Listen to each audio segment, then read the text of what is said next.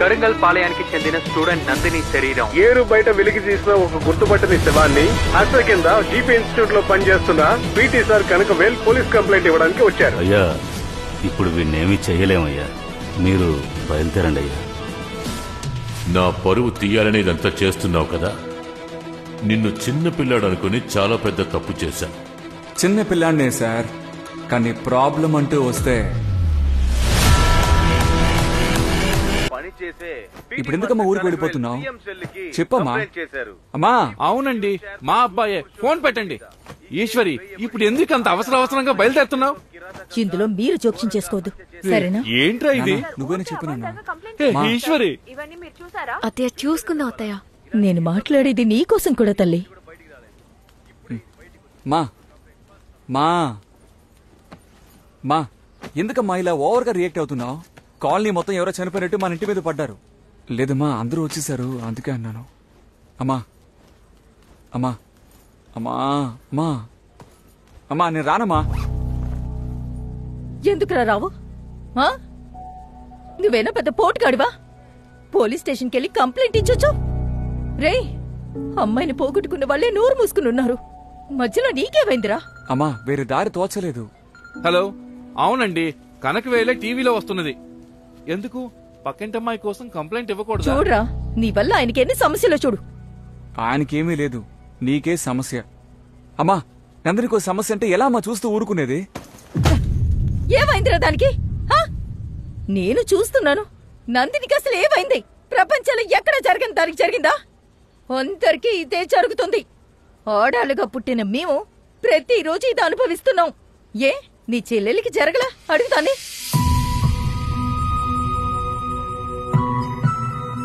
అవునన్నా, అమ్మ చెప్పేటట్టు ఇదంతా సహజమే.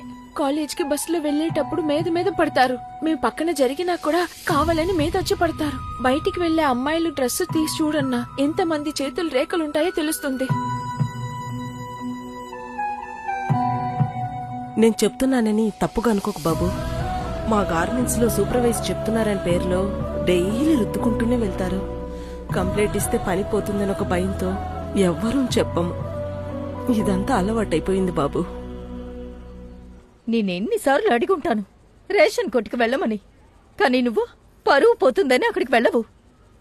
అక్కడికి వెళ్ళి నేను ప్రతిసారి డబ్బులు ఇచ్చినప్పుడు వాడు నా చేతిని ముట్టుకునే తీసుకుంటాడు. రా పెట్టుకు చాలు.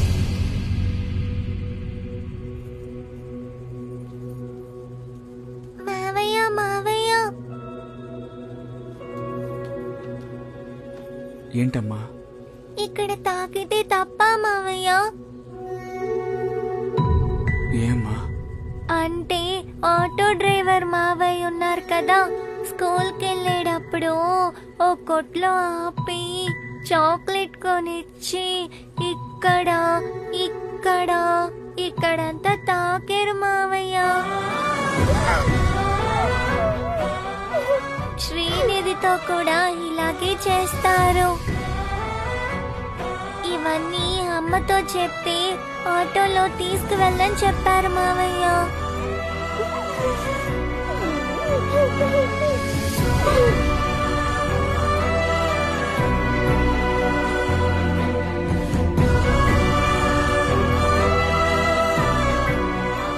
సంతోషమా? ఇప్పుడు సంతోషమా? ఈ వయసులో మొదలయ్యి ఎక్కడికొచ్చి ఆగిందో చూడు. చెప్పమ్మా, ఇప్పుడు నాకు చెప్పినవన్నీ ఈ పిల్ల కూడా చెప్పమ్మా. ఆ ఆటో డ్రైవరు అలాగే ముట్టుకుంటాడు, తట్టుకొని చెప్పమ్మా. పెద్దయిన తర్వాత కూడా ఇలాగే ఉంటుంది, అలవాటు చేసుకొని చెప్పమ్మా. మీరు సహించుకున్నారే సరే, మీ కూతుర్ని కూడా ఎందుకు సహించుకోమంటున్నారు? సరే అమ్మా, నువ్వు చెప్పమ్మా. నన్ను ఇప్పుడు ఏం చేయమంటావు చెప్పు. నేను ఎలా బతకాలో ఒక జ్యోతిష్యుడు ఎందుకు చెప్పాలమ్మా? నువ్వు చెప్పు.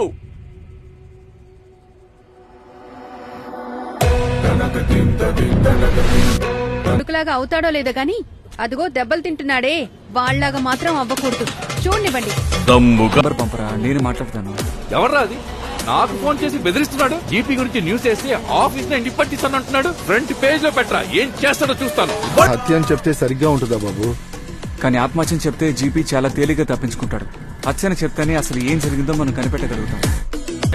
నువ్వు ప్రతి దానికి వాయిదా తీసుకుంటున్నావు, మళ్ళీ నా మీదే నిందేస్తా.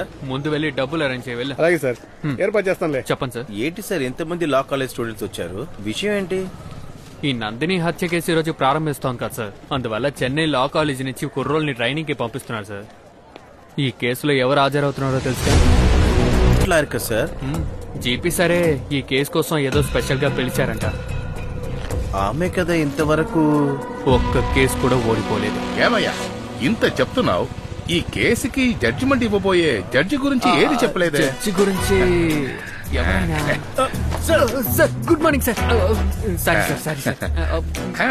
చెప్పు, నా గురించి మంచి విధంగా చెప్పు. సారే, ఒక సంవత్సరంలోనే ఎక్కువ తీర్పిచ్చిన జడ్జి తెలుసా?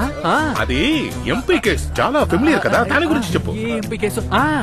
అందరూ బెదిరించినా కూడా భయపడకుండా ధైర్యంగా తీర్పిచ్చారు. ఆ గ్రానైట్ కేసు ఉంది కదా, అది కూడా చాలా ఫేమస్ కదా. అయ్యగారు కేసులో కూడా మనకి టైం అవుతుందండి. అలాగే, అవునండి, టైం ఎంతో చూడండి. సరే, నువ్వు చెప్తూ ఉండు, నేను తర్వాత. ఓకే.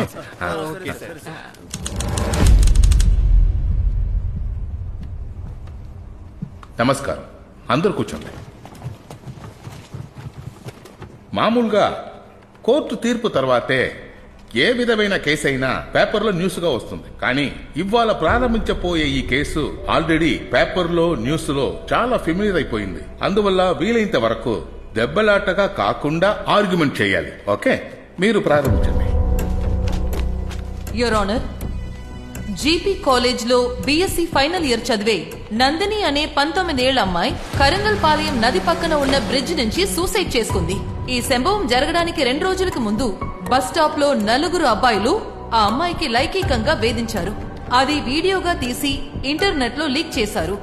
ఆ విషయాన్ని మనసులో పెట్టుకుని ఆ అమ్మాయి సూసైడ్ చేసుకుంది.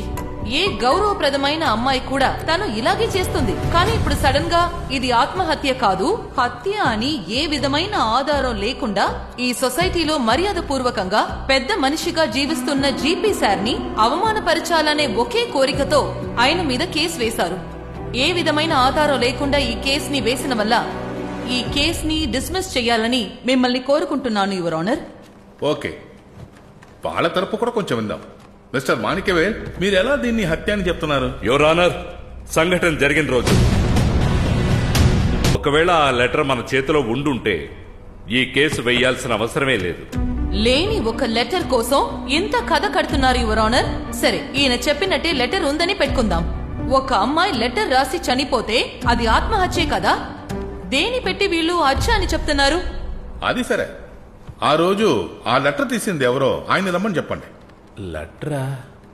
నేను ఏ లెటరు తీయలేదండి. తీయలేదా? అయ్యా, కొంచెం గుర్తుకు తెచ్చుకోవయ్యా. నేను ఏ లెటరు చూడలేదయ్యా. ఆ బాబు అప్పటి నుండి ఏదేదో వాగుతున్నాడు. ఈ బాబుని నేను చూసినట్టే గుర్తులేదు. అయ్యా, ఆ రోజు ఫుల్ డే స్పాట్ లోనే ఉన్నానయ్యా, నేను ఎక్కడికి వెళ్ళలేదయ్యా. వీడేదేదో కథ మాట్లాడుతున్నాడయ్యా. మొదట ఈ పీటీ మాస్టర్ ని మెంటల్ హాస్పిటల్ వేసి చెక్ చేయండి అయ్యా. అయ్యా, ఉదయం 4 కాలేజీలో ఉండే తోటని చెమ్మడానికి వచ్చేస్తామయ్యా. చైర్మన్ గారు కూడా సరిగ్గా 5 గుడికి వచ్చేస్తారయ్యా. ఈయన చెప్పిన రోజున కానిస్టేబుల్ రాలేదు, పీటీ సారు రాలేదు. యువర్ ఆనర్, ఇక్కడేదో తికమక జరుగుతోంది. సాక్షుల్ని బెదిరించి అబద్ధం చెప్పమనుంటారు. ఎవరు ఎవరిని బెదిరించలేదు యువర్ ఆనర్. బాడీలో లెటర్ ఉన్నదని ఏ విధమైన సాక్షి లేదు.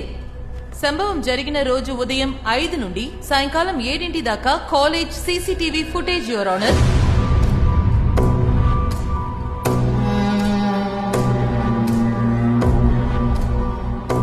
ఈ ఫుటేజ్ లో కానిస్టేబుల్ రాలేదు, ఏ కనగవేల్ కూడా రాలేదు. యువర్ ఆనర్, రిపోర్ట్ లో క్లియర్ గా ఒక ఇనుపు రాడుతో తల మీద కొట్టి చంపారు. చంపి బ్రిడ్జి మీద నుంచి కిందికి తోసేశారు. ఈ రిపోర్ట్ డిఫెన్స్ లాయర్ దగ్గర ఉండి కూడా ఎందుకు ఇలా మాట్లాడుతున్నారో తెలియడం లేదు. యువర్ ఆనర్, మేము బాడీని రీ ఎగ్జామిన్ చేయడానికి కొంచెం పర్మిషన్ ఇవ్వండి యువర్ ఆనర్. బాడీని ఇన్ని రోజులు ఎందుకు ఉంచుకుంటారు? పోస్ట్ మార్టం పూర్తయ్యాక కన్నవాళ్ళకి అప్పగించేశారు. ఇదే వీళ్ళ ప్లాన్ యువర్ ఆనర్. ఒక సాధారణమైన సూసైడ్ ని ఫేక్ గా ఒక పోస్ట్ మార్టం రిపోర్ట్ రెడీ చేసి హత్య అని చెప్పి ఎక్కడ మేము ఆ బాడీని రీ ఎగ్జామిన్ చేసి సూసైడ్ అని ప్రూవ్ చేస్తామో భయపడి ఆ బాడీని అవసరంగా కాల్ చేశారు యువర్ ఆనర్. ఎందుకు అంత తొందరగా బాడీని ఇచ్చేశారు? అయ్యగారు పేరెంట్స్ సైడ్ చాలా ప్రెషర్ చేశారయ్యా. అది మాత్రమే కాకుండా నేను పోస్ట్ మార్టం రిపోర్ట్ ఇవ్వకముందే ఇన్స్పెక్టర్ గారు సూసైడ్ అని క్లోజ్ చేశారు కేసుని. ఎందుకు కేసుని అంత త్వరగా క్లోజ్ చేశారు? పోస్ట్ మార్టం రిపోర్ట్ వచ్చేంత వరకు వెయిట్ చేయొచ్చు కదా. అయ్యా ఇది సూసైడే అయ్యా, కానీ వీళ్ళే ఏదో గేమ్ ఆడుతున్నారు. ఏవయ్యా, సూసైడా లేదా హత్య అని రిపోర్టే చెప్పాలి. ఆహా, ఇక మీదట ఈ కేసుని మీరు ఫాలో చేయకూడదు. అయ్యా, నేను ఇంకొక అయ్యా, ఇన్స్పెక్టర్ని అపాయింట్ చేస్తాను. మిస్టర్ మాణిక్యవేల్, మీరేం చెప్పదలుచుకున్నారు? యువర్ ఆనర్, వీళ్ళు ఇచ్చిన వీడియో డీటెయిల్స్ అన్ని ఫేక్. మీరు కొంచెం టైం ఇచ్చారంటే అది ప్రూవ్ చేస్తాను. వాళ్ళ ఎవిడెన్స్ అంతా అబద్ధమని ప్రూవ్ చేయడం అంతా తర్వాత. ముందు జీపీఏ హత్య చేశారని మీరు ఒక్క ఎవిడెన్స్ అయినా సబ్మిట్ చేశారా? తీసుకొచ్చిన ఆ ఒక్క ఎవిడెన్స్ కూడా మీకు సపోర్టివ్ గా లేదు. ఎవిడెన్స్ గా మీ దగ్గర ఏముంది? మీరు ఎవిడెన్స్ గా ఏది సబ్మిట్ చేయలేదంటే 2 రోజుల్లో తీర్పు వచ్చేస్తుంది. అంతే చెప్పగలను మాణిక్యవేల్. రేపు కలుద్దాం.